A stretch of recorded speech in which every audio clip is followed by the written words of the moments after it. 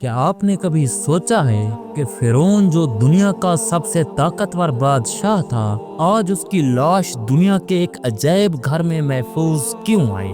یہ محض اتفاق نہیں بلکہ اللہ تبارک و تعالیٰ کی طرف سے ایک نشان عبرت ہے۔ فرعون وہ شخص تھا جس نے خدائی کا دعویٰ کیا تھا، حضرت موسیٰ علیہ السلام کی نافرمانی کی اور ظلم کی انتہا کر دی۔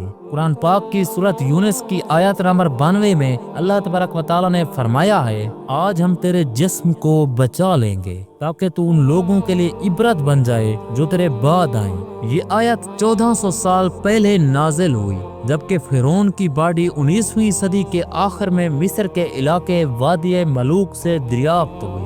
اس وقت سائنسدان حیران رہ گئے کیونکہ جب یہ لاش نکالی گئی تو یہ نہ جلی ہوئی تھی نہ سڑی ہوئی تھی بلکہ محفوظ حالت میں ملی۔ بعد میں اسے تحقیق کے لیے فرانس بھیجا گیا جہاں ماہرین نے تصدیق کی کہ یہ شخص پانی میں ڈوب کر مرا اور اس کے جسم پر نمک کے آثار تھے جیسے اسے سمندر نے بحر پھینکا ہو۔ یہ بالکل ویسا ہی ہے جیسے قرآن پاک میں لکھا گیا تھا۔ فرانس کے سائنسدان ڈاکٹر مورس بکوئی نے جب اس پر تحقیق کی تو وہ اتنا حیران ہوئے کہ اسلام قبول کر لیا اور اپنی کتاب میں لکھا کہ یہ بات کسی انسان کے بس کی نہیں کہ وہ یہ سب 1400 سال پہلے جانتا ہو۔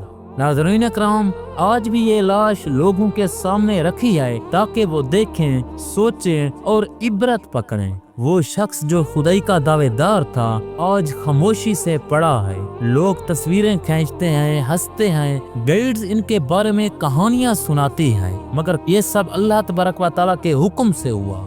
ناظرین اکرام، سوال یہ ہے کہ کیا آج کا انسان واقعی اس انجام سے عبرت لے رہا ہے یا پھر ہم بھی اسی راستے پر چل نکلے ہیں؟ قرآن پاک صرف پڑھنے کے لیے نہیں، سمجھنے اور عمل کرنے کے لیے ہے، اور جو اسے روح گردانی کرتا ہے اس کا انجام تاریخ میں لکھا جاتا ہے۔ دعا کرتے ہیں کہ اللہ تبارک و تعالی ہمیں ایسی گمراہی سے بچائے اور ہمیں اپنے حفظ و امان میں رکھے۔ امید کرتا ہوں کہ یہ ویڈیو آپ کے علم میں اضافے کا سبب بنی ہوگی۔ اگر یہ ویڈیو آپ کو اچھی لگے تو اسے لائک کریں اور شیئر بھی کر دیں۔ ملتے ہیں نئی ویڈیو کے ساتھ، تب تک کے لیے اجازت دیں۔ السلام علیکم ورحمۃ اللہ وبرکاتہ۔